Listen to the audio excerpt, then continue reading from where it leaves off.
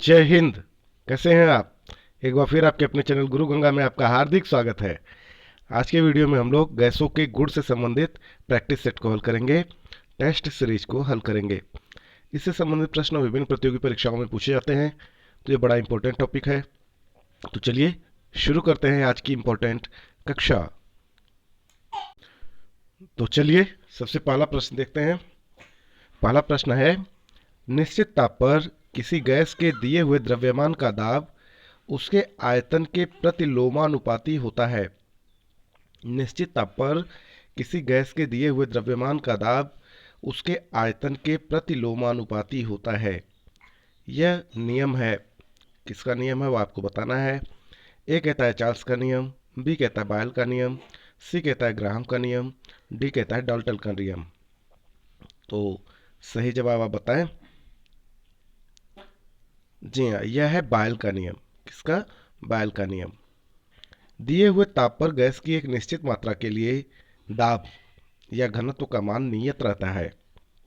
यह निष्कर्ष किस नियम से निकलता है? ए पास्कल के नियम से, बी बायल के नियम से, सी चार्ल्स के नियम से और डी कहता है एवोगाद्रो की अभिकल्पना से। तो यह निष्कर्ष निकलता है बायल के नियम से। आगे देखिए, स्थिर ताप पर किसी गैस का आयतन कम करने पर उसका दाब ए कहता है अपरिवर्तित रहता है, बी कहता है बढ़ जाता है, सी कहता है पहले घटता है फिर बढ़ता है और डी कहता है कम हो जाता है। तो आपको बताना है कि स्थिर ताप पर किसी गैस का आयतन कम करने पर उसके दाब पे क्या प्रभाव पड़ता है। तो उसका दाब जो होता है वो बढ़ जाता है। स्थिर ताप पर गैस का आयतन परम ताप के समानुपाती होता है। यह कहलाता है चार्ल्स का नियम, बी बायल का नियम, सी कहता है ग्राहम का नियम और डी कहता है गेल्सेक का नियम। तो ये किसका नियम है आपको बताना है, बताएं। जी हाँ, ये चार्ल्स का नियम है। स्थिर दाब पर गैस का आयतन परम ताप के समानुपाती होता है। ये चार्ल्स का नियम है। समान ताप और दाब पर गैसों के समान आयतनों में अणुओं की संख्या समान होती है। यह किस नियम के अनुसार है? ए बायल का नियम, बी डाल्टन का नियम, सी चार्ल्स का नियम, डी एवोगाद्रो की परिकल्पना। तो इसका सही जवाब है एवोगाद्रो की परिकल्पना। स्थिर ताप पर किसी गैस का दाब तिगुना कर देने पर उसका आयतन हो जाएगा ए तिहाई, बी कहता है आधा, सी कहता है तिगुना, डी कहता है चौथाई। तो आपको बताना है कि स्थिर ताप पर किसी गैस का दाब तिगुना कर देने पर उसका आयतन कितना हो जाएगा। या तिहाई हो जाएगा, बिल्कुल प्रतिलोमानुपाती होता है ना, तो तिहाई हो जाएगा। एनटीपी पर 22 ग्राम कार्बन डाइऑक्साइड का आयतन होगा। ए 22.4 लीटर, बी 12.2 लीटर, सी 34.8 लीटर और डी कहता है 2.24 लीटर। तो एनटीपी पर 22 ग्राम कार्बन डाइऑक्साइड का जो आयतन होगा वह होगा 22.4 लीटर। गैसों के विसरण का नियम किसने प्रतिपादित किया? ए एवोगाद्रो, बी चार्ल्स, सी बायल, डी ग्राहम। गैसों के विसरण का नियम दिया था ग्राहम ने। किसने? ग्राहम ने। आगे, एक गैस के विसरण की दर ए कहता है अणुभार के अनुक्रमानुपाती होती है, बी कहता है घनत्व के अनुक्रमानुपाती होती है, सी कहता है अणुभार के वर्गमूल के अनुक्रमानुपाती होती है, डी कहता है अणुभार के वर्गमूल के व्युत्क्रमानुपाती होती है। तो आप बताएं इसमें से सही उत्तर क्या है। एक गैस के विसरण की दर अणुभार के वर्गमूल के व्युत्क्रमानुपाती होती है। ठीक है, आगे देखिए, निश्चित ताप और दाब पर विभिन्न गैसों के विसरण के आपेक्षिक वेग उसके घनत्व के वर्गमूल के विपरीत अनुपात में होते हैं। यह नियम है। यह किसका नियम है आपको बताना है। ए कहता है डाल्टन का नियम, बी कहता है चार्ल्स का नियम, सी कहता है ग्राहम का नियम, डी कहता है बायल का नियम। तो यह है ग्राहम का नियम। आगे देखिए, गैसों के विसरण दरों और उनके घनत्वों में कौन सा सही संबंध है? एक कहता है R1/R2, है ना, ये विसरण की दर है, बराबर d1/d2। बी कहता है R1/R2 बराबर √d2 अपॉन √d1। सी कहता है R1/R2 is equal to √d1 upon √d2। और डी कहता है R1/R2 is equal to d2 upon d1, है ना। तो ये जो R1/R2 है ये नीचे रहेगा यहाँ पे, ठीक ना। चलिए बताइए, विसरण की दरों, गैसों के विसरण की दरों और उनके घनत्वों में कौन सा सही संबंध है? जी हाँ, यह बिल्कुल सही उत्तर है। विसरण की दर जो होती है R1/R2 इज इक्वल टू होती है √d2 अपॉन √d1, ठीक ना। वायु से हल्की गैस है, ए क्लोरीन, बी अमोनिया, सी ऑक्सीजन और डी प्रोपेन। ये कई बार पूछा गया है, तो आप इसको ध्यान से देखेंगे। बताएं, वायु से हल्की गैस कौन है इसमें? अमोनिया, बिल्कुल सही उत्तर है। वास्तविक गैस किन परिस्थितियों में आदर्श गैस सा व्यवहार करती है?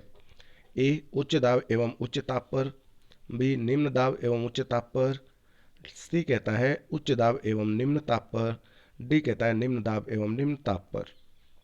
आपको बताना है कि वास्तविक गैस किन परिस्थितियों में आदर्श गैस सा व्यवहार करती है। तो निम्न दाब एवं उच्च ताप पर वो ऐसा करती है। आगे देखिए, किसी कमरे के एक कोने में इत्र की खुली शीशी रख देने से उसकी खुशबू कमरे में सभी भाग में फैल जाती है। ऐसा किस कारण से होता है? ए वाष्पन, बी ऊर्ध्वपातन, सी विसरण और डी वाष्पीकरण। तो ऐसा होता है विसरण की वजह से। किसकी वजह से?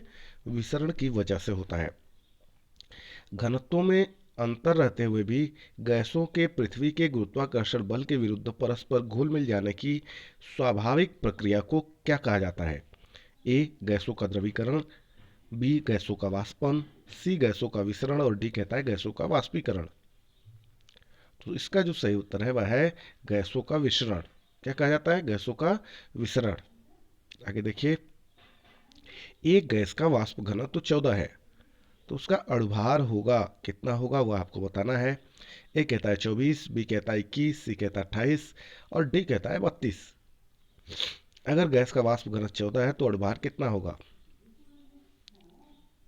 जी हाँ, 2 गुना होगा, है ना। तो वो अगर 14 है तो इसका मतलब अणुभार 28 होगा। आगे चलिए, किसी गैस का अणुभार उसके वाष्प घनत्व का कितना होता है? अभी जो ऊपर प्रश्न आया था उसी संबंधित है।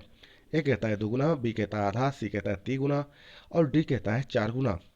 तो आप बताएं, किसी गैस का अणुभार उसके वाष्प घनत्व का कितना होता है? 2 गुना, बिल्कुल ठीक उत्तर है आपका। गैसों के विसरण नियम का उपयोग होता है। ए गैसों के वाष्प घनत्व के निर्धारण में, बी समस्थानिकों को अलग करने में, सी गैसों के मिश्रण को अलग अलग करने में और डी कहता है इनमें से सभी में। तो देखिए, गैसों के विसरण के नियम का जो उपयोग होता है वह गैसों के वाष्प घनत्व के निर्धारण में भी होता है, समस्थानिकों को अलग करने में भी होता है और गैसों के मिश्रण को अलग अलग करने में भी होता है। मतलब इसका जो सही उत्तर है वह है इनमें से सभी।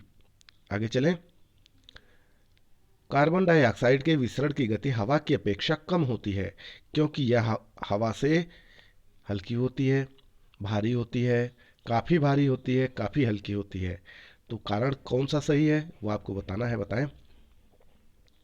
जी हाँ, कार्बन डाइऑक्साइड के विसरण की गति हवा की अपेक्षा कम होती है क्योंकि यह हवा से भारी होती है। क्या होती है? हवा से भारी होती है। आगे देखिए, गैसों के विसरण के लिए आवश्यक शर्त है कि उनके बीच रासायनिक प्रतिक्रिया ए संभव हो, बी कहता है संभव न हो, सी कहता है तेज हो और डी कहता है धीमी हो। तो आपको इसका सही उत्तर बताना है। गैसों के विसरण के लिए आवश्यक शर्त है कि उनके बीच रासायनिक प्रतिक्रिया संभव न हो, है ना। आगे देखिए, ऑक्सीजन और हाइड्रोजन गैस के विसरण की दर का अनुपात है। ऑक्सीजन और हाइड्रोजन गैस के विसरण की दर का अनुपात कितना है वो आपको बताना है। ए कहता है 1:4, बी कहता है 1:3, सी कहता है 1:2 और डी कहता है 3:1। तो इसका जो सही उत्तर है वह है 1:4। ठीक ना। तो यह कक्षा पूरी हुई। यदि यह वीडियो आपको पसंद आता है तो इसे लाइक जरूर करें, अपने मित्रों में शेयर करना ना भूलें। अपने बहुमूल्य सुझाव को कमेंट बॉक्स में जरूर देते रहें। चैनल पर नए हैं तो चैनल को सब्सक्राइब करके बेल आइकन को प्रेस कर लीजिए ताकि प्रत्येक इंपॉर्टेंट वीडियो की नोटिफिकेशन आपको भी समय से मिलती रहे। और फिर मिलते हैं अगले इंपॉर्टेंट वीडियो में, तब तक के लिए आप सभी लोगों को जय हिंद।